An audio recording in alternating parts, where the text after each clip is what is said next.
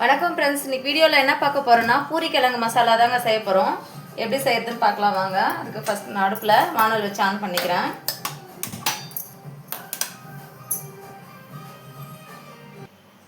வானல் சூடாயிடுச்சு, கொஞ்சமாக எண்ணெய் சேர்த்துக்கலாங்க.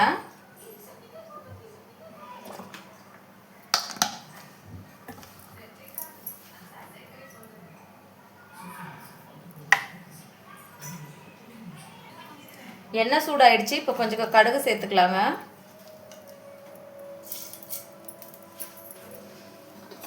அது கூடவே கடலைப்பருப்பு கொஞ்சம் சேர்த்துக்கலாம். கடலைப்பருப்பு கொஞ்சம் அதிகமாக சேர்த்துக்குங்க. பூரி கிழங்கு மசாலாவுக்கு வந்து நல்லாயிருக்கும்.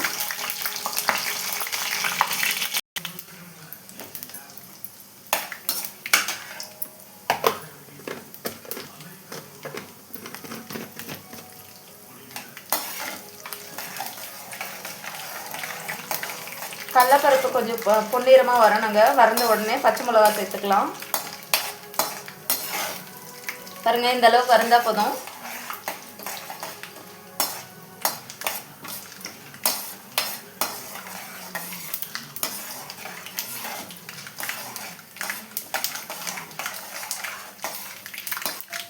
பாருங்க, நல்லா பொன்னிறமாக வந்துருச்சு.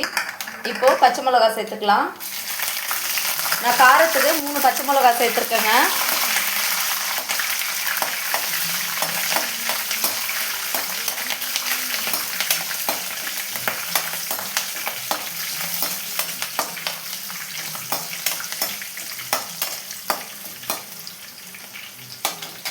இப்போது நான் ஆனியன் சேர்த்துக்கிறேங்க. ஒரு கப்பு ஃபுல்லாக ஆனியன் வெட்டி எடுத்துருக்கேன். 3 ஆனியன் கட் பண்ணி எடுத்தேங்க, மீடியம் சைஸு.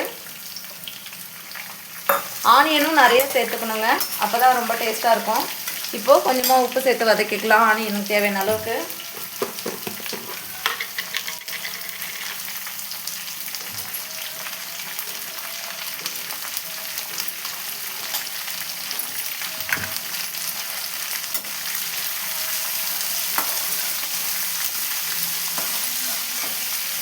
பாருங்கள், நான் எவ்வளோ ஆனியன் சேர்த்துருக்கேன். ஆனியன் நிறைய சேர்த்தா கிழங்கு பூரி, இந்த கிழங்கு வந்து ரொம்ப டேஸ்ட்டாக இருக்குங்க மசாலா. இது நல்லா வதங்கணுங்க. இப்போது ஆனியன் பொன்னிறமாக ஒரு 5 மினிட்ஸ் வதங்கட்டும். இது ஆனியன் இந்த அளவுக்கு வதங்கினா போதுங்க. இந்த ஸ்டேஜில் இஞ்சி பூண்டு பேஸ்ட் கொஞ்சம் சேர்த்துக்கலாங்க. இப்போ பாருங்க, நான் கொஞ்சமாக இஞ்சி பூண்டு பேஸ்ட்டு சேர்த்துக்கிறேன்.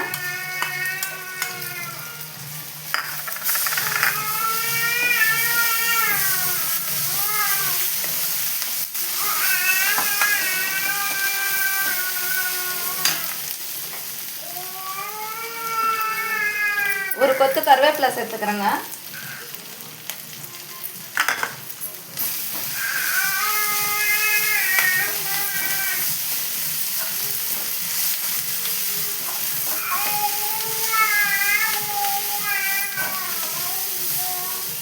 இப்போது நான் மீடியம் சைஸ் உருளைக்கிழங்கு ஒரு 6 கிழங்கு எடுத்து சேர்த்துக்குங்க. சின்ன கிழங்குன்றதுனால உங்களுக்கு எவ்வளோ வேணுமோ சேர்த்துக்குங்க. நான் இதை கூட கலந்து விட்டுக்கலாங்க நல்லா.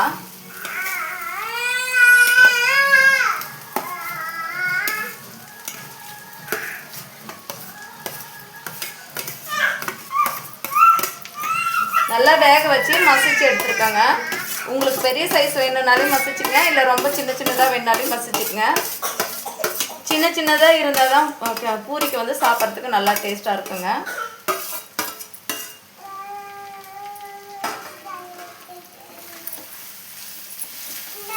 இப்போ இதை நல்லா கலந்து விட்டுக்கலாம்.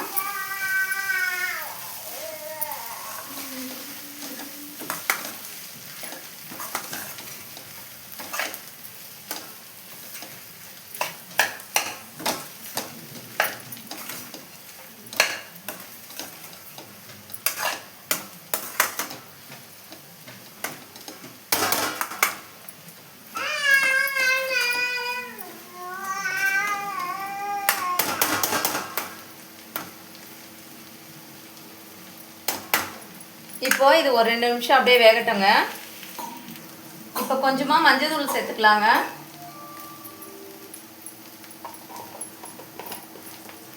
இப்போது தேவையான அளவுக்கு உப்பு சேர்த்துக்கலாம்.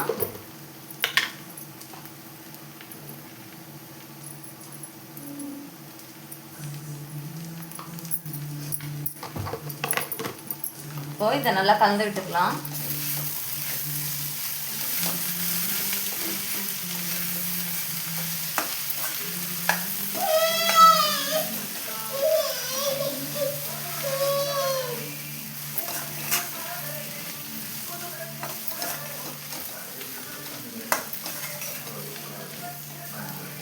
நல்லா கலந்து விட்டாச்சு.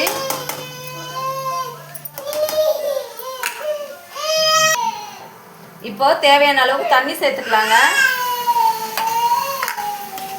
தண்ணி சேர்த்து நல்லா கலந்து விட்டுடலாம். உங்களுக்கு எந்த அளவுக்கு திக்காக வேணும்னு நினைக்கிறீங்களோ அந்த அளவுக்கு தண்ணி சேர்த்துக்குங்க. இது ஒரு 5 நிமிஷம் நல்லா கொதிக்கணும்.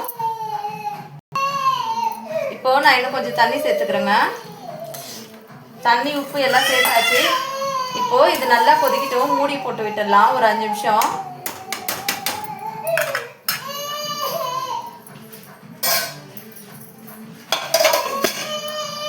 அஞ்சு நிமிஷம் கொதிச்சதுக்கப்புறம் பார்ப்போம். இங்கே பாருங்கள், 5 நிமிஷம் ஆயிடுச்சு. இப்போ ஓப்பன் பண்ணி பார்க்கலாம். அவ்வளோதாங்க, பூரிக்கிழங்கு வந்து நல்லா கொதிச்சிருச்சு. இதை நல்லா கலந்து விட்டுக்கலாம்.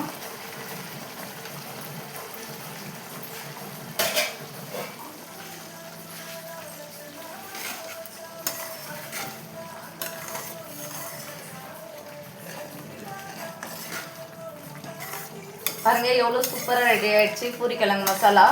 பாருங்கள், ஆனியன் நிறைய சேர்த்துக்கணுங்க. பூரிக்கிழங்குல ஆனியன் கடலப்பருப்பெல்லாம் ரொம்ப டேஸ்ட்டாக இருக்குங்க. பாருங்கள், பார்க்கவே எப்படி இருக்குது பாருங்கள். இந்த பதத்துக்கு இருந்தால் போதும். இப்போது மல்லி இலை தூவி அடுப்பு ஆஃப் பண்ணிக்கலாம். நான் ஒரு கொத்தமல்லி இலை தூவிக்கிறேங்க.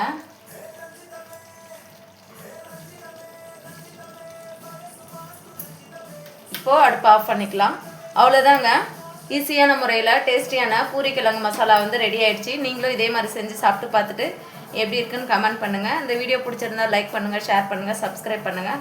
மறக்காமல் பக்கத்தில் உள்ள பெல் பட்டனை கிளிக் பண்ணுங்கள். அப்போ தாங்க அடுத்தடுத்து போடுற வீடியோ வந்து சேரும். நெக்ஸ்ட் வீடியோவில் பார்க்கலாங்க. பாய்ங்க.